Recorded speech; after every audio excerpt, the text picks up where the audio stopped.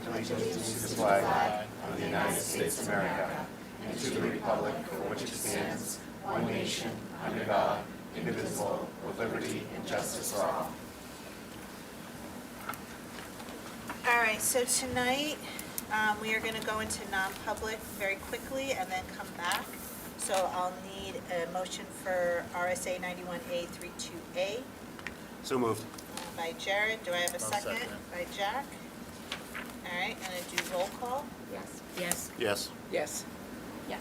Yes. Yes. Yes, all right, so we're gonna go down to the conference room and then we'll come back.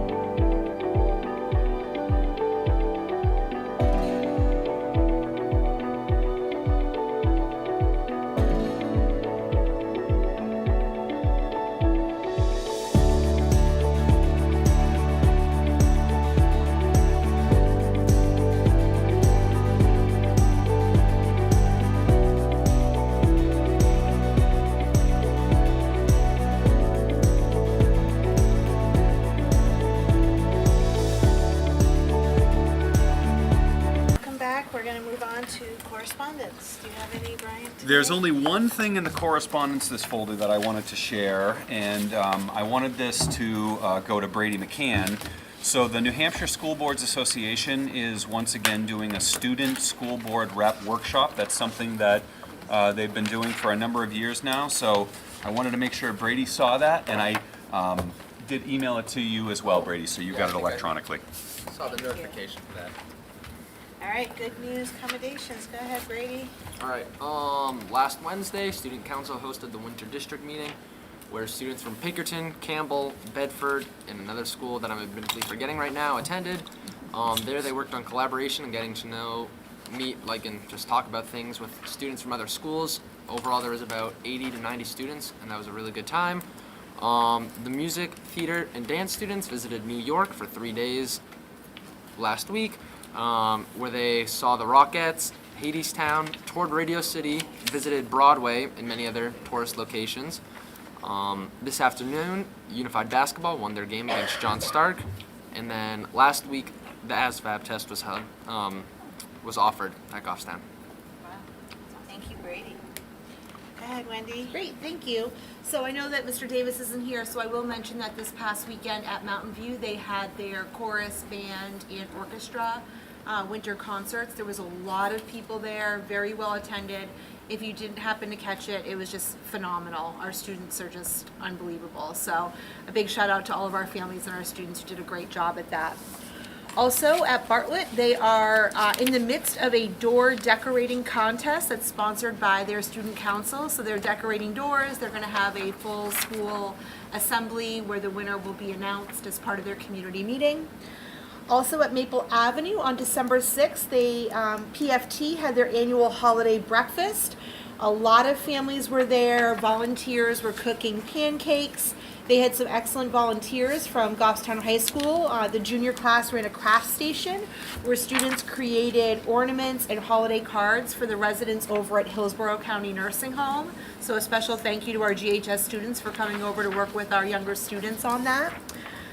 They also had families could enter holiday basket raffles. There were 24 different baskets that were made by students and their families over there. They had pictures with Santa Claus, and it was all no cost for our families, other than if they decided to buy raffle tickets. So a special thank you to Maple Ave PFT for putting on just a phenomenal day for our parents and our kids. Thank you. Thank you, Wendy. Anyone else? Accommodations, good news? I'm Go ahead, enjoying, Jenny. I'm enjoying the little blurbs that have been going on, put on by the different schools of things that classes are doing. Really interesting, fun things, learning projects. Maple Ave has done a lot, Mountain View's done a lot, Bartlett I think has done a couple. I think it's cool because it shows families what kind of projects kids are doing, and they all look really interesting. Fun stuff. Thank you, Jenny. Anyone else? All right, moving on, public comment. I see none tonight. So we'll move on to the approval of the December 1st school board meeting minutes. Did everybody have a chance to read it? Anybody see anything? If not, I'll take a motion. I'll make a motion to approve the December 1st, 2025 meetings as written. Thank you, Vanessa. Anyone else? I need a second. Second. Retta, or Jenny was looking at Retta. I was All ready. right. Any further discussion? Seeing none, all those in favor say aye. Aye. Student, opposed, abstaining, we're unanimous, he said yes. And now we're gonna have a presentation for the program of studies. So come on up, Melissa. Welcome. Welcome. Hello. You're by yourself tonight? I am. Wow. Oh, Wendy. Would it be okay if I just give a little before Melissa Absolutely. starts? So, Definitely. we're thrilled to have Melissa Mazzoni, the Director of School Counseling, here this evening. She spent last Monday evening with us over at C&E talking about the new program of studies. And what she's going to talk about this evening is there's actually two programs of studies that we're looking for approval. One for our current freshmen, sophomores, and juniors, and then a different one for our upcoming freshmen. Reason being, with the ED 306 changes, we need to make some changes to be compliant with those for our incoming freshmen. So what I asked Melissa to do this evening is, because of the course changes that you've already approved, there were some language changes for some of the courses. So for example, they more aligned their world language wording so that it was consistent between the different world languages that we offer and things like that. But she's really going to focus, because it is the same in both books, she's going to focus on the one for our incoming freshmen, because that's where you're going to see the most changes. So I did send it out to board members last week, and there was a one-pager that went with it that really talked about all of the changes that were there. So I asked Melissa to kind of take her 45-minute presentation and kind of condense it down into about 10 minutes, and then clearly she's happy to answer any questions from the board. Okay? Thank you, Melissa. Thank you. So looking at, like Wendy said, the two programs of studies, the one for the class of 2030 has the most changes, really within the first 15 pages. For both books, everything from page 16 through 64, 65, I don't know how many pages exactly, is pretty much the same. So really it's those first 15 pages where they might differ, and that's just due to the graduation requirements changing for our current students and then for the incoming class of 2030. I think, the major change that you'll find is on page 3, where we have a new principal's message for the first time in maybe over 20 years. So changing that from Frank to Tim. That was kind of the first major change of the program of studies that you'll see. One of the other changes that we made to both booklets that I think is worth mentioning is where our current courses are called Running Start. We're looking to align that. The state is, or the community college system of New Hampshire is no longer using Running Start for their high school courses. They call it Early College. So we're looking to kind of rename our Running Start courses Early College. Instead of RS, they would be marked with an EC. So that's a big change in course names that you'll see throughout the two books.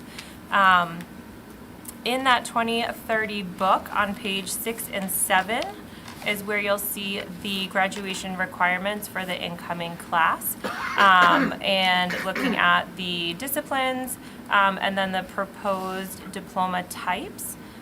Which I believe you'll be looking at policy IKF for approval for those diploma types as well. So that is here on pages 6 and 7. The only outstanding piece on page 7 is the MST details. Their changes for the incoming class are going before their board in December as well. So I'll have to wait to see what their board approves before I mention any of that on page 7. So that is kind of marked in red as something that I would be looking to add once they get that information to me later in the month. We are looking at currently our seniors can take a minimum of 5 classes, and we're looking to have everyone have a minimum of 6 classes. So every grade would have a minimum requirement of carrying 6 credits, and recommended at 7 credits, but that minimum of 6. So that's a change that we've made in the books as well. And we've added a couple of new career pathways, kind of aligning to that career pathways diploma that we've proposed. So there are 2 new career pathways, communications and media, and then global and international studies. I've made some editing to update the course pathways that were in there, some course name changes, the Running Start to Early College, so some of those have been reworked as well, just to update the language within them. And then, like Wendy had mentioned, there were some course description updates, all of our world language courses, and then our 3 STEM courses.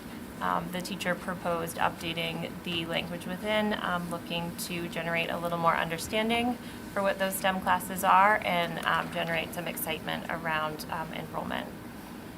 So those are the major course description pieces. And then some of the other changes again in those first 15 pages. Any questions? Any questions, comments, anybody? Well done. Yeah. It was a tremendous It's amount a of lot of work work that that the went high into school it has this put into year. this. All the changes in the Yeah. 306s, all the corresponding changes that had to be made, having to have a different document for the incoming ninth graders, there's just a lot to it. So thank you for all your work on this. Thank you. Appreciate Well it. done. One of the other things that if it's okay to mention is, I know that you have policy IKF for first read this evening.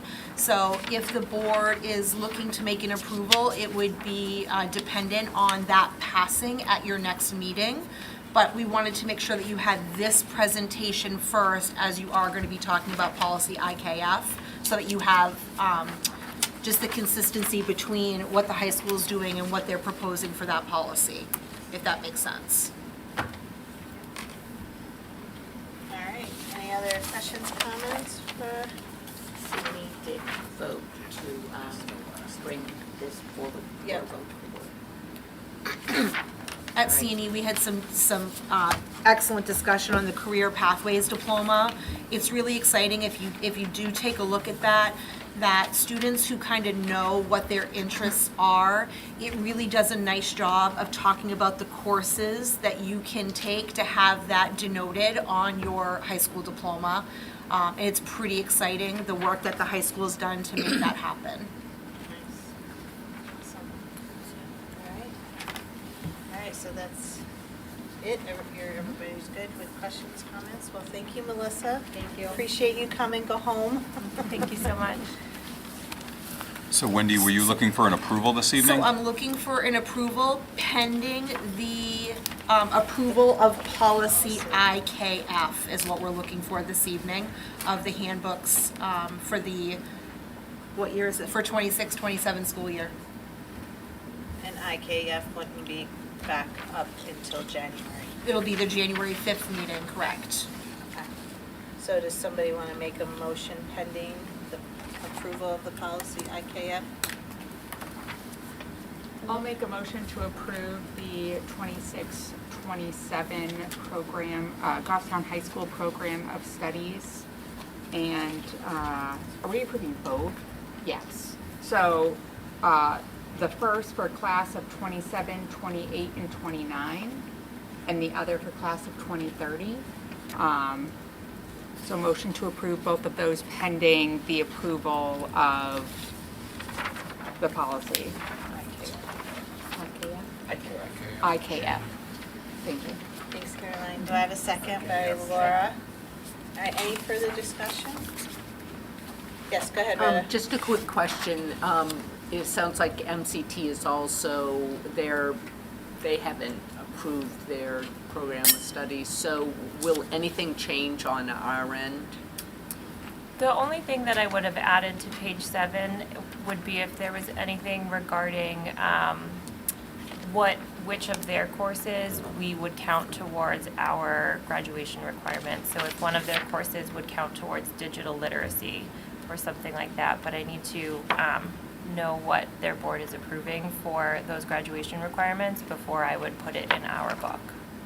But I'll also mention, if there's any major changes that happen at Manchester School of Technology, we'll bring it to the board.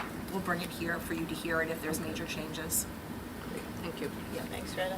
All right, so we have a motion, we have a second. All those in favor say aye. Aye. Student, opposed, abstaining. We're unanimous, everybody said yes. Thank you, Melissa. Thank you all so Appreciate much. it. Please Have a go good home. night. Yes. Thank you. All right, so on to committee reports. So finance, manifest, and vouchers. Caroline? All right, so for the manifest, I will make a motion to approve the November 26th to the December 11th, 2025 manifest in the full amount of $2,152,686.09. All right, do I have a second? Second. By Jack. All right, go ahead.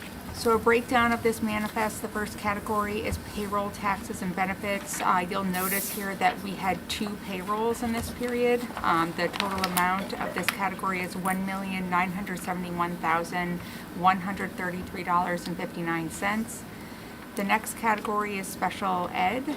We only had one one out-of-district tuition that was above $5,000, and that was $9,741 to Crest Collaborative. Our general expenses category, again, did not have a ton of over $5,000 spending, but a few that did included electricity to Eversource at $28,157, propane to Dead River at $23,873, and then education, books, and printed materials to Townsend Press Book at $13,733. The total amount in the general expenses category equaled $101,198.76.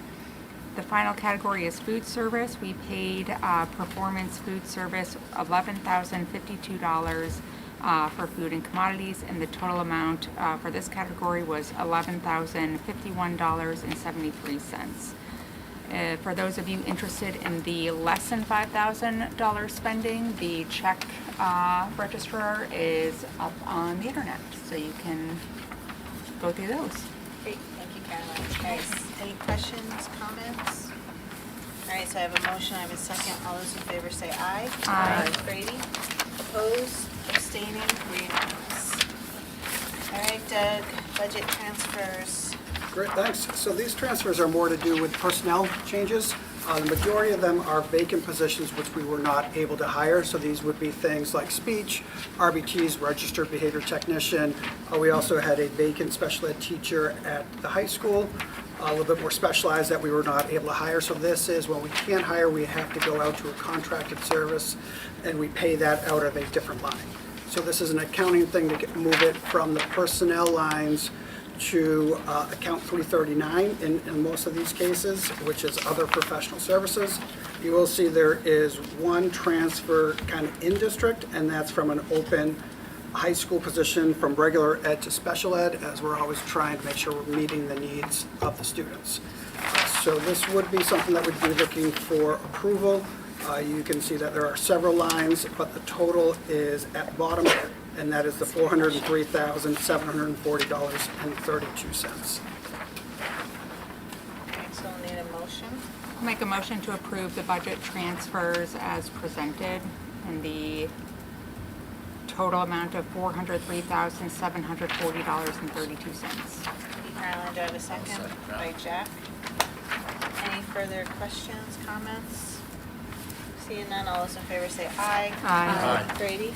Opposed, abstaining, we're unanimous. He said yes to these. All right, Doug. All right, so continuing with warrant articles, as of now, we see 4 warrant articles. First is the election of officers, where at this point we would have 3 school board seats that would be up for election. The second is typically the second, which is the operating and the default budget. As we look at that currently, where our operating budget stands is $55,713,215. Again, that's a combination of the general fund budget, food service, and grants. Our default budget is $55,376,293, which is a difference of $336,922. So that is currently the operating and default budget, which would be warrant article 2. The third, which we'll talk more about later, is the GEA contract, so for teachers and other professional staff. And then finally, our facilities and capital reserve fund deposit, which we are still leaving as of right now about $300,000. So if we take the $300,000, we add it to where we are at as far as open money, as far as what we see as open money for the CRF of $108,000, that gives us $408,000, and then taking another $50,000 for turf replacement, and then looking at more of the security or things that need to happen with the doors and the smoke detectors at the high school, as well as the firewall and network switching at the high school. So the firewall and network switching have been replaced in other buildings. So if we complete those projects, our CRF with that $300,000 would come back down to $82,000. So we're not able to necessarily accomplish everything that we wanted to at the beginning with the $300,000, but it is consistent with what was asked of last year And that's where we're currently at for that as well. Any questions, comments for Doug? All right, thank you, Doug. All right, so moving on, Budget Committee, Jared, Jack. Doug kind of gave it away, so let me start with the good news, and then we can go to the fun news. The great news is not one single line item was cut from the budget. Like how I started that. If you have not heard, they did cut $500,000 from the bottom line of our budget for the proposed budget. So I believe our ask was a little over 800,000, but now the difference, as Doug just talked about, is 300,000 and some change, of course. There were two reasons for this, or at least two reasons proposed to us. The first is that they were intrigued by the medical insurance that we had in our default budget for individuals. They compared some of our actuals versus the budget, and there were some significant changes because, as we know, people don't claim insurance because they might go through their spouse or their significant other. And so those actuals were looking very small. And as we went through many times and said, we budget for somebody to have health insurance with a spouse in order to forecast what it should be, knowing this is 14 or more months in advance. What that was kind of 1A, and then 1B was, well, how are we doing this year? And Doug did very well to explain, this is our actual cost for fiscal year 2025 with our encumbrances. And encumbrances are basically money that we haven't spent, but we're going to spend because, as we know, we pay for our insurance every paycheck or every month. So if you've taken insurance, you've paid so much, you know that you're going to pay that for the rest of the time that you're employed for that fiscal year. So that was the encumbrance. What people didn't understand is we have open positions here in the district. I think we're down 6 teachers, 6.5 teachers, which you kind of think about it, that's a little over $100,000 in health insurance because we haven't had those positions covered. However, people saw a delta, and so they used that as kind of 1B. That was the first argument. The second argument was, well, the school board has an unreserved fund balance of $2 million every year. And so instead of collecting that money and then giving it back, let's just not collect it. And so with those two arguments, the budget committee voted to cut our budget by $500,000. It was significant on what the vote was. Only 2 people voted to not do the cuts. We were one of them. So this didn't pass on a shoestring vote. This was a pretty resounding, this is what we're going to do. I invite Doug, Jack, who is sending me text messages during the conversation, or the superintendent, or anybody else that was there to elaborate anything else. I think that was a very good summary. We're going to go through, we put it on the agenda this evening to have a little more of an in-depth discussion about it. And because Mrs. McGrath, our HR director, is here this evening, we're going to go through and break down this cut a little more. So the short version is not everybody who's eligible has historically been taking insurance, and that does create a little bit of a discrepancy between our budgeted amounts and our actuals. But Mrs. McGrath is going to go through that, and we'll have a little more discussion a little later in the agenda. Can that change at any time during the year? Yes. So the budget could be amended during public session, or it could be amended during deliberative session.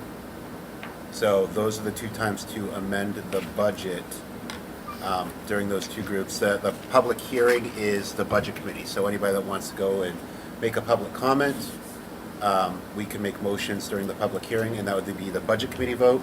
And then deliberative session, which happens later on after that, any member of the community could make amendments to the warrant articles. And during the course of a year, if someone's husband lost their insurance, can that teacher take up the family position at that time? Yes. So any time during the year, kind of like Glen Lake, things can change during the course of a year. So you may have a lot of money in the account, and then people's insurance needs may change, and so all of a sudden that money is not so much anymore. Am I right in looking at it that way? Yeah, so they can't change all the time. They can only change at prescriptive, pre-identified times. But Okay. what you highlight, Jenny, is really just the volatility of health insurance. That one person can be in a position, that person resigns, you hire somebody who has different insurance needs. Could be to the plus, could be to the minus. So when we get to it, Kate's got a really nice handout that breaks down and goes through, and we'll talk about it in further detail. Thanks. No problem. Just two quick other details which were mentioned earlier. I believe that we have a meeting January 5th. That will be when any new warrant articles need to be presented to the Budget Committee. I'm just going through our notes. Give me one moment. Including the teacher contract. Including the teacher contract and any deposits into the CRF will be discussed at that point. So that will be January 6th to finalize our warrant articles at the Budget Committee. And the public hearing for both the town and school will be January 15th.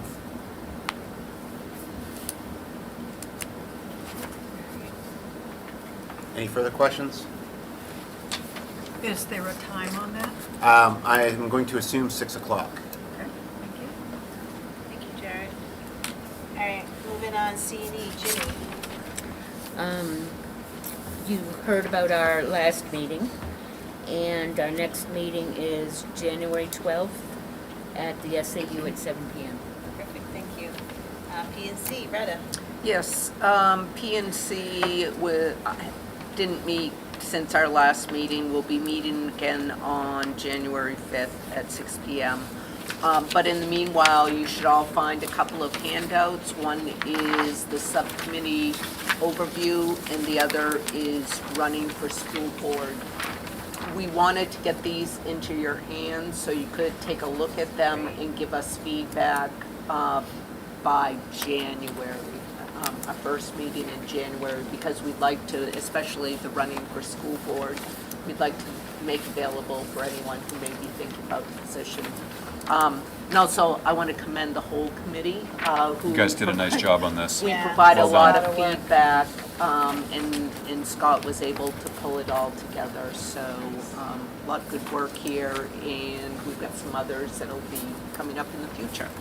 This is just speaking. Awesome, thank you, Retta. All right, so policy review, Shane's not here, so I'm gonna step in for him. We met last week. You'll see first reads again tonight, plus we have second reads later. But our next meeting is January 12th at 5:30 at the SAU. And then the SAU Joint Area Committee meeting is December 17th, which is this Wednesday, day after tomorrow, at 5:30 at the SAU, followed by the SAU board meeting and budget hearing. Oh, sorry, go ahead, Jared, that's you. Oh, you're doing great, Mr. Chair. No, go Keep going. ahead, that's you. The SAU board and budget meeting will be at the same day at 6 o'clock. So any member of the public is welcome to come to give public comment, and then we will be deliberating on the SAU budget, which is then apportioned down to the district. So if there are any changes, we will have to change a little bit on the district budget later on. All right, thank you, Jared. All right, moving on, superintendent's report. Thank you. Just a couple of updates to the board. I wanted to let you know that I'm starting to hear a lot of conversation from other school districts around open enrollment. And specifically, I'm starting to hear school districts that are putting warrant articles on the ballot before their communities this year to create caps and create prohibitions around open enrollment. So I wanted you to know that that's happening. I'm not suggesting that we should do anything. It's important also to remember, I shared with you that the Supreme Court in New Hampshire found on the Pittsfield case that you have to be a sending district for an open enrollment situation, even if the community doesn't want to. So that was the essential finding of that case. And I think local communities are thinking that if they have a local vote, that may allow them to not be an open enrollment, either sending or receiving district. So I think there are going to be legal challenges. I think that there's a lot to come around this, but I just wanted the board to know that some communities are starting to look at some prohibitions around open enrollment. So I actually have seen a couple of draft warrant articles that some communities are considering, but this is happening, and I just didn't want you to read about it in the paper and say, geez, Brian, how come you didn't say anything about that? So there's a lot we don't know about this, but this seems to be a new trend, is that we're seeing districts that think that at the local level they can create structure around this. So we'll have more to come on that. Tomorrow we have our SAU safety meeting, so we'll be happy to meet with all of our first responders from police and fire, as well as our school principals. And lastly, we're all excited for Christmas break. I hope everyone has a wonderful time and gets some time off with friends and family. It's been a long haul getting up to Christmas vacation always, and just wish everyone the best. And I'd be happy to answer any questions. Mrs. McGrath is here, so she'd be happy, Mrs. Kohler, and certainly Mr. Totten would be as well. And I'm pretty sure Brady could answer any questions that anyone may have.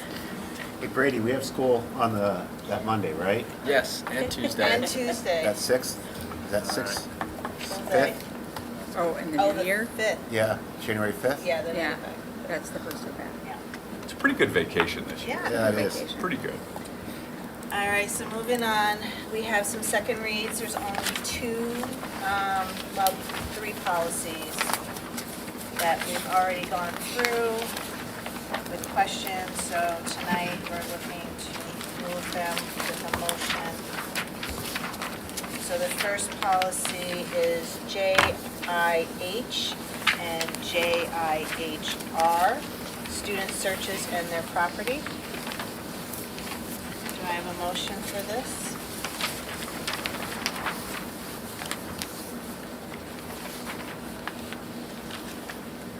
Nobody? Go ahead, Retta. I'll make a motion to approve do you want them together? Yeah, do them together. JIH and JIHR As presented. as presented. Thank you, Retta. Do I have a second? I'll second it. By Jack. Any further discussion?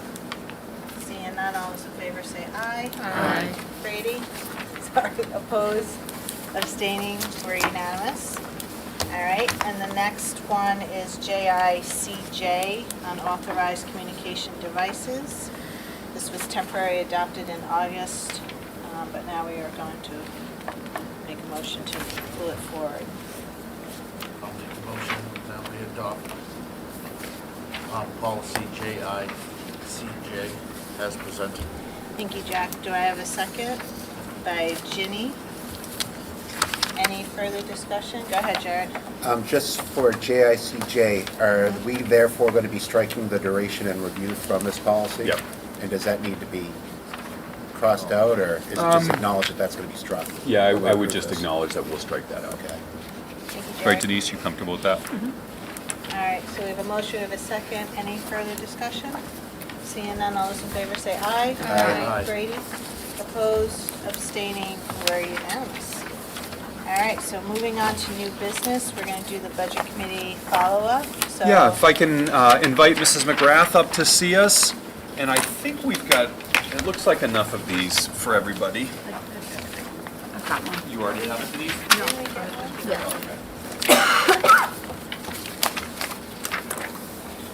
Oh, sure. So here's what we did. Why don't I give a little bit of an overview, and then I'll have Kate chime in. After the budget committee session last week, after we came back the next day, we started to look in a lot more depth into the health insurance lines that the budget committee had identified with questions about. And their questions originally, I think, had to do with the volatility. How come you can have such swings on an account between a couple of fiscal years that there could be a 30, 45, or more $1,000 swing? Well, the reality is that can happen with a couple of people taking or not taking insurance. So we did a couple of different things after this.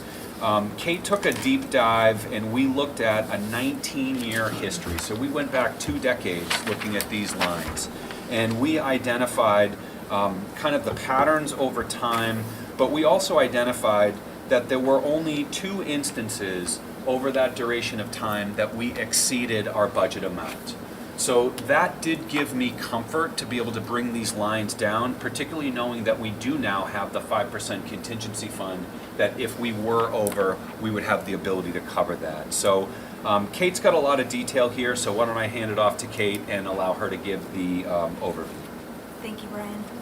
So as Brian mentioned, we took the opportunity, given the Budget Committee's response to the underspend of health insurance and what we were budgeting, to dive into the information in much more detail. So I think going into the Budget Committee meeting, we were focused on the two lines that they had originally asked about, and it was my error in not taking the plane up higher and really thinking about the health insurance as a whole.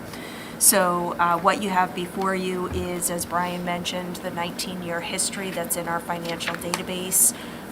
We took the opportunity to look at a couple of different factors. So since 2007, our health insurance carrier has provided us with what's called a guaranteed maximum rate. So in the fall, we would get a guaranteed maximum rate for budgeting.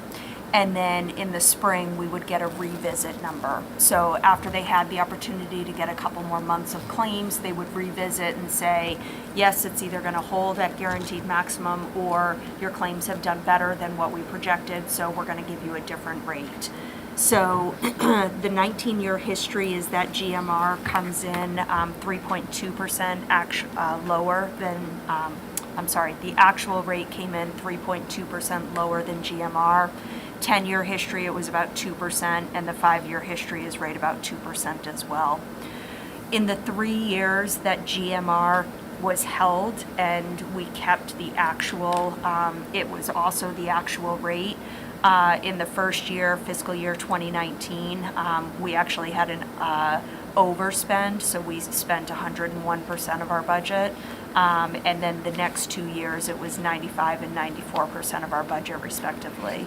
So you can see that when we had the actual rates, the gap was much closer in the delta between what was budgeted and what we actually spent. So going back again, the 19-year history, we see that we spend about 91% of the budget of the health insurance dollars that are budgeted. The 10-year and 5-year history look to be about 92% of the budget. So Kate, if I can just interject at that point, recognizing that not everyone who's eligible to take a plan does. We've got a lot of years of history. We would be fairly comfortable moving forward that we would use a percentage of what we would expect the needed amount for health insurance to be moving forward for, say, FY28 and beyond. So the two things that will happen moving forward, number one, the Budget Committee made this adjustment. We're going to put the entire $500,000 cut into the health insurance lines. So it's all going to be, the Budget Committee was crystal clear that this was targeted towards insurance, that it wasn't to touch other lines. So we'll do that. And two other things that are going to happen. Number one, as Kate indicated, the guaranteed maximum rate doesn't exist anymore. So we will no longer be presented with this. It could be this much, but we'll tell you the actual rate later. That's ended. So right away, this gap between what we budget and what our rates actually were or are or will be is going to shrink. And the second thing that's different is historically, we had not gone back and done what I'm calling a true up in December, and this year we did. So in all likelihood, this will now become part of our process moving forward, that we would go back and try to tighten things up if we're able to as we get into the year and experience our claim history. Because what we might plan for in August isn't always what we get in December. So thank you, Kate. I'm sorry. Why don't you keep going? thank you, that's great. So to what Brian was just speaking to, when we dove into the FY26 budget, this was a budget that was created in August of 2024. And when we look at what's changed between August of 2024 and today, and our data is only as good as the day that we're in, so we still have another 6 months of the year that has the potential for many more staffing changes to occur. So the first thing on that chart on the bottom is you can just see, based on what we had put into the budget versus what was actual, we would estimate about a $428,000 underspend. So, and again, that's just point in time. That doesn't take into consideration, I only had it for 10 months, I only had it for 5 months based on hire dates and turnover. So even within that number, there's a lot of movement.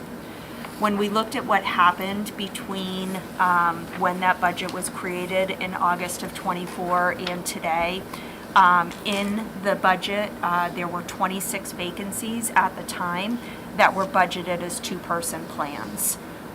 So Doug, is it okay if I speak to what other districts do for budgeting? that'd be great. Okay, great. So Doug has reached out and confirmed with his other BAs across the state that it's typical that districts budget a two-person plan in anticipation for a vacancy.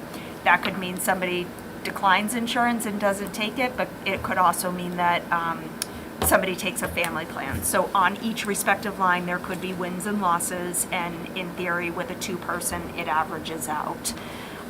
The more recent trend that districts are moving to is actually to go to budgeting for family plans. So they are not going the opposite of budgeting under as a single or no insurance for vacancies. And the reason that they're doing the family plan is because that's their worst case scenario, and they want to make sure they have the funds available for that contractually obligated benefit.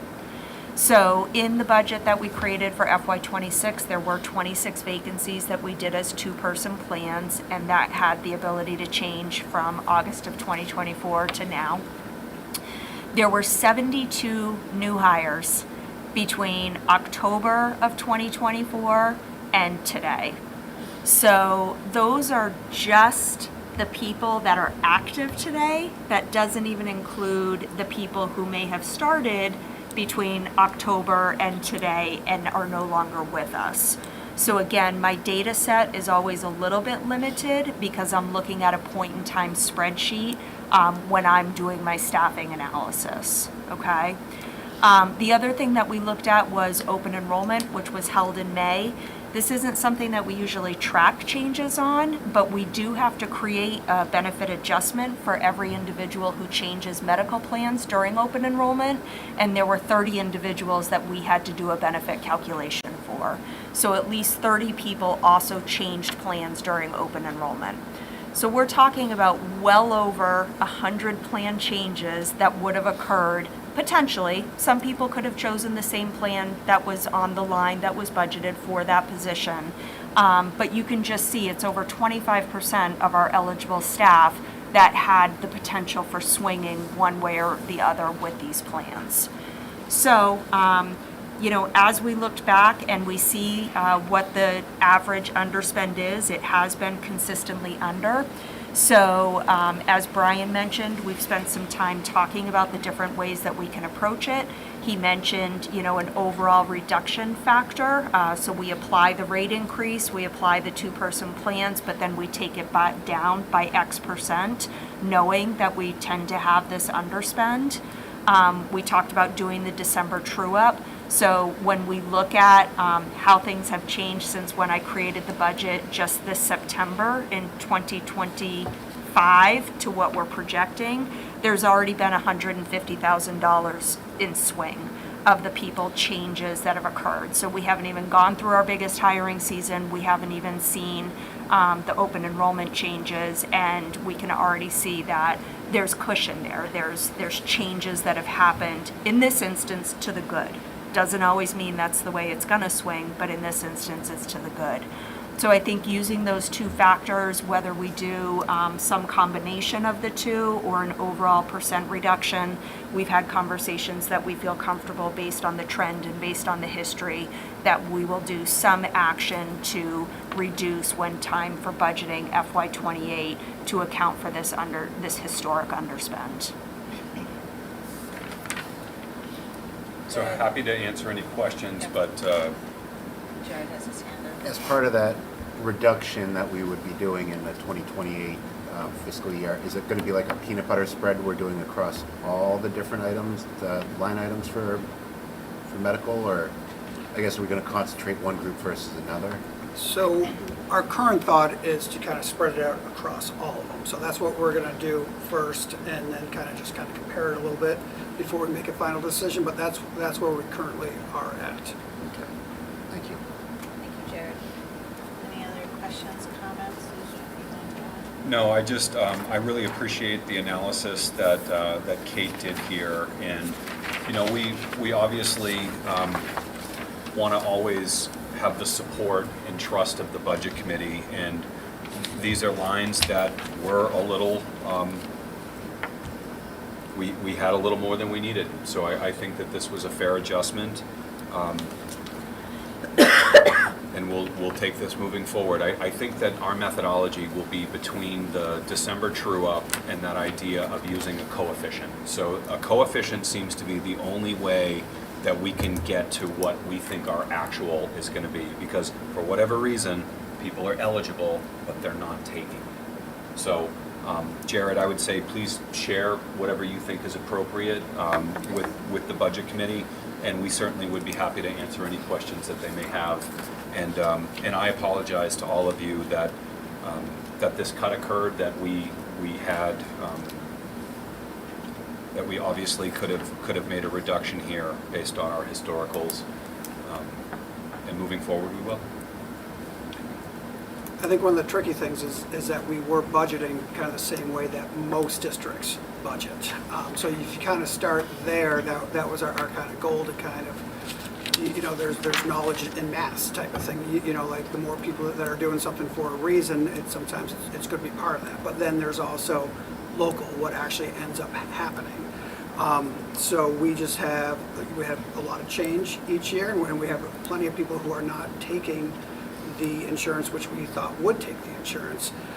So I agree that I think as we look at our methodology moving forward, we use some type of coefficient to decrease it down. I think one of the toughest things is that we're always budgeting more than a year out at some points too, and that's a challenge to how this gets worked into the budget as well. Because what we're doing is we're going to have less expenses. We have less expenses, which create a larger fund balance. But those are in 2 different years. So less expenses one year creates a larger fund balance the second year. So what we're going to do now is we're going to take down our budget, which I agree with, because we have known over budgeting. And what that's going to do is that's going to then decrease the fund balance. But again, that's a 2-year system. 1 year being fiscal year 27, we're going to take down the budget because it's over budgeted, and then fiscal year 28, our fund balance will come down. So that means we're going to be hit in kind of the positives of this and the negatives in 2 offsetting years, where typically this would offset each other, but next fall, when they do tax rate setting, our fund balance is going to be typical because, again, this isn't impactful until next year's budget. So our fund balance will be typical, but we'll have raised $500,000 lower in healthcare. So as far as taxes go, that's a good thing. Then the next fall, our fund balance will now become lower, but our healthcare costs will be more neutral type of thing. So That'll be December of 27. So the offset isn't happening within 1 year. So while we agree that it makes sense to decrease this, we want to be also clear that the offsetting nature of it isn't within 1 year. So taxes will go down next year due to this, but the following year we won't have that same fund balance to lower it as well. Go ahead, John. Yeah, so like, because we gave back the 2.5 mil to offset taxes, not gave back, but offset the taxes this year, right? We're obviously gonna have less than that. Correct. So it is a 1 year, like this is a 1 year thing. And then the next year, it's gonna have no impact, or it could have reverse impact, I guess, negative impact. That would be my analysis too, Jack, is this is going to be a 1 year, one-time thing. One-time thing. And then it's going to be same rate as it has been. Yep. So Because we're not gonna give as much back to reduce the rate. and our insurance costs are gonna go up. All true. I'm assuming our insurance costs are gonna go up. So even though it is kind of with a 2-year, it still is the right move to kind of, if we know our budget could be lower, to bring down that budget. All right, any other questions, comments from Kate or Doug? All right, thank you, Kate, for coming tonight. Well, Kate, you can stay right there. Get your hand out. Oh, yes. One more thing for Kate. All right, next on the agenda is the GEA teacher contracts ratification. So if I can just give a little intro, I'd like to let the public know that through the negotiation process, the school board reached a tentative agreement with our teachers union, which is the Goffstown Education Association. So over the last couple of months, we have been renegotiating our teacher contract. And Mrs. McGrath is going to provide an overview for the public of the changes. And I did want to let the board know that GEA held their ratification vote this afternoon, and it was reported to us that it was approved, and I believe it was unanimously approved from what we heard from GEA. So, Mrs. McGrath, sorry, catching her mid-cough. Thank you. So we will plan to do a more detailed contract presentation for both the budget committee and a deliberative session. So today I'll go through the highlights in very broad strokes of the changes to the agreement that are being proposed for the voters.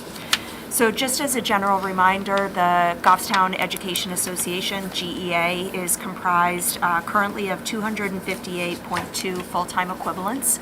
And this covers not only our traditional teachers, our classroom teachers, our UA teachers, but also our allied health professionals, our speech pathologists, our nurses, occupational therapists, physical therapists, as well as school counselors, BCBA, school psychologists. So it's a pretty broad range of positions that are covered by this bargaining unit.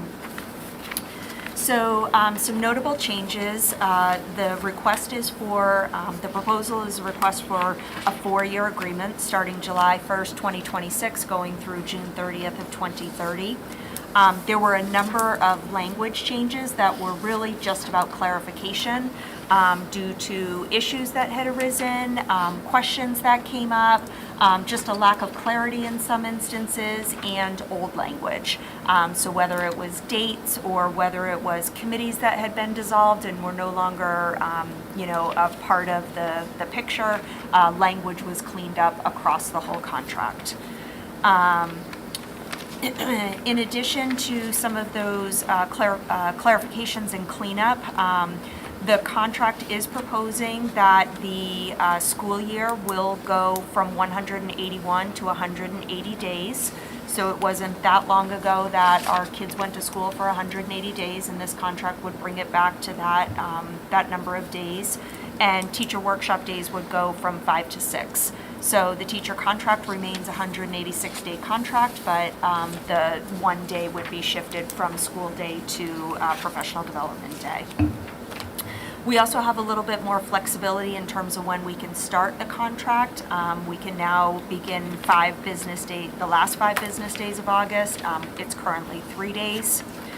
Then there were some other changes around posting requirements.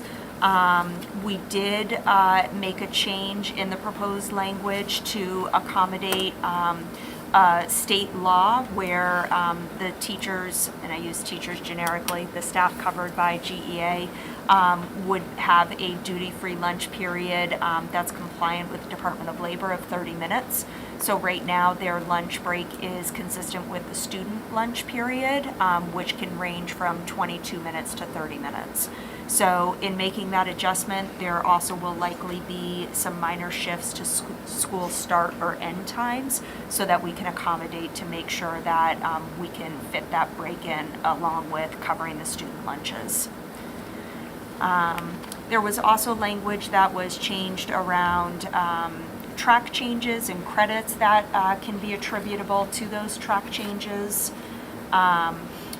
Changes were made to the professional development lines. So in year 2 of the agreement, the proposal would be to increase the individual allotment for course reimbursement for each staff member from $1,845 to $3,692. And the overall amount for professional development reimbursement in year 2 would increase from $60,000 to $120,000. In addition to the course reimbursement, an increase is being proposed to conferences and workshops. So currently, the limit is $200 per employee for conferences and workshops, and the proposal would be to bring this to $355 in year 2. So there were a couple of things specifically around this that we wanted to highlight. We're finding that conferences and workshops tend to run about $300 to $500 per conference or workshop. And so right now we feel like our teachers are underutilizing this benefit because their benefit does not cover the cost to attend those conferences and workshops. So we would anticipate seeing more professional development because staff can fund the cost of the actual conferences and workshops. And if it's more than that $355, they would be eligible to seek reimbursement from the available funds in that line. So we hope to see some increase in the professional development that staff are utilizing under that new proposal. Some additional changes were made to the sick bank language, allowing a little bit more flexibility for new hires and also clarifying that once an employee becomes eligible for long-term disability, that they would no longer be eligible for sick bank. We made some pretty significant changes around the leaves of absence articles. So this includes sick leave, personal leave, currently called special purpose leave, changing that to life event leave, adding language around what's considered an excessive absence, and significantly adding language that would have us create a committee in the first year of the contract to start studying teacher absenteeism. So to work collaboratively as administration and staff to identify trends, patterns, and any ways that we may be able to attack bringing down the average teacher absence.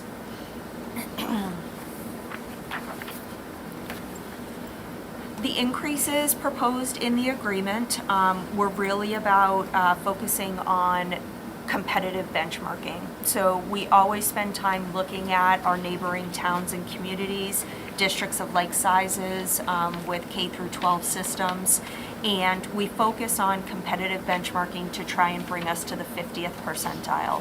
So we are not trying to be at the top of those benchmark communities. We are trying to, at least be competitive within the 50th percentile. So in order to accomplish that, the year 1 adjustment would be a 5% increase to the top step of the grid. And then we adjusted the grid further down where every step in between is a 2.5% increase, thereby increasing the starting wages for new teachers to $50,000. In year 2, the adjustment to the grid is 3%, and we removed a cap to the bachelor's track. This is to not only reward for the staff who have their bachelor's and have not been getting paid for their equivalent years of service, their years of experience, but also to help us with recruiting. We had a number of staff that declined offers from us this year because of that cap and not getting full credit on the salary grid for their years of experience. And then lastly, in years 3 and 4, a 3% adjustment is being proposed to the grid plus step for those who are eligible. So lastly, the changes to co-curricular. So the same 5% and 3% are being proposed to the stipends for the co-curriculars. They have not been increased in over 4 years. So for the whole duration of this agreement, the co-curricular stipends have remained flat. We feel, again, to remain competitive and to pay these folks who spend a heck of a lot of time with our kids, basically volunteering their time for these extra activities after school. excuse me. The proposal is to increase them by 5% in year 1, 3% in years 2, 3, and 4. So the total costing for this 4-year agreement, in year 1, the year 1 cost, including associated benefits, is $1,952,000. In year 2, 1 million, just shy of 1.3 million. In year 3, 1.1 million, and year 4, 1.1 million. So that's a really high-level overview of the proposed changes. Again, we'll go into more detail during the presentation with deliberative session and for the budget committee, and happy to answer any questions. Thank you, Kate. Anybody have any questions, comments for Kate? No? All right, so we need to, Yep, so the next step would be to have someone make a motion to ratify the proposed teacher contract. I'll make a motion to ratify the proposed teacher contract. Caroline, do I have a second? Second. By Jack. Any further discussion? Seeing none, all those in favor say aye. Aye. Brady? Opposed? Abstaining? All right, we're unanimous. Thank you. Thank you very much. Thank you, Kate. Please go home. Yes, go home. All right, so the next thing on the agenda is we have a couple of first reads. I'll go through them quickly, but this is just for you guys to take home, read. Next meeting, we'll do questions. The first few, Doug and Scott went through quite a bit. It's policy DJBA, purchase procedures of credit card. We've had this. There was just some changes with the paragraphs and cleaning up a little bit. The next one is DJB-B. Again, you can see the blue, not much has changed. It's just cleaning up a little bit of the stuff. And again, Doug and Scott went through these. DIH is fraud prevention. And there wasn't a lot of changes with that. But we want to make sure that we're keeping up with everything. The next one is EBCH. This is chemical safety and chemical hygiene. I don't know if you remember when Ms. McCann was here, they were getting rid of a lot of their chemicals. So, if I'm speaking correctly, Randy went through all the districts, so the schools got this whole policy really cleaned up so everybody knows where everything is, how to get rid of it, label it, to make sure everybody is safe. That one. The next one is IJL. This is our library instructional manual. It also goes with IJL reg. So if a parent wants to have a book removed, right, this is what that is. They have to fill out forms. There's different questions to try to keep what's in our library consistent with what the students want. And then the next one is IKF. This is what we talked about tonight with the School of Studies, high school graduation requirements. So this got cleaned up a little bit, going with what we have, and we took some stuff out and put in just into the books, the manuals. And that is it for first reads. So they'll come back next board meeting, and if you have any questions, just let us know then. All right, staffing. Thank you. So everyone should have a copy of the staffing sheet in your board packets. So a few things for notification. We have a track change for your notification. We have a leave of absence, and we have a long-term substitute, so no action required of the board. For your approval, the above leave of absence that I just gave you notification about is being extended for the remainder of the school year. So we would need for the board approval to approve the leave of absence for Katie Newman for the remainder of this school year. All right, so I'll need a motion for that. So moved. By Jared. Do I have a second by Ginny? All those in favor say aye. Aye. Brady? Opposed? Abstaining? We're unanimous. And then the person who will be covering Ms. Newman will be this one-year certificate of eligibility. And I'll just remind the board, do you remember I told you, I think about a year and a half ago, that we were going to start tracking these separately so that any of these one-year certificate of eligibility, that we just had a record of them. So that's why you're seeing this, just so we can keep it identified as a separate entity, but you would need to approve that. All right, so I need a motion. So moved. By Jared, do I have a second? Second. By Caroline. All those in favor say aye. Aye. Brady, opposed, abstaining, we're unanimous. All right. Top 3 things.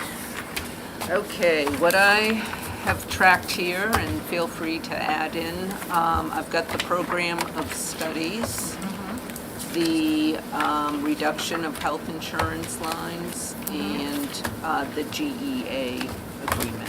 That's what I had. Yeah, Well done, Rhoda. perfect. That's It was a short agenda. so- Yeah, nice and easy. All right, any other business that may come before the meeting?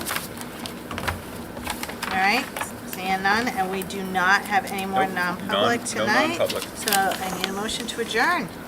Motion to adjourn. By Caroline, do I have a second? By Jack. All those in favor say aye. Aye. All right, you guys enjoy your holidays with your families, and we'll see you next year.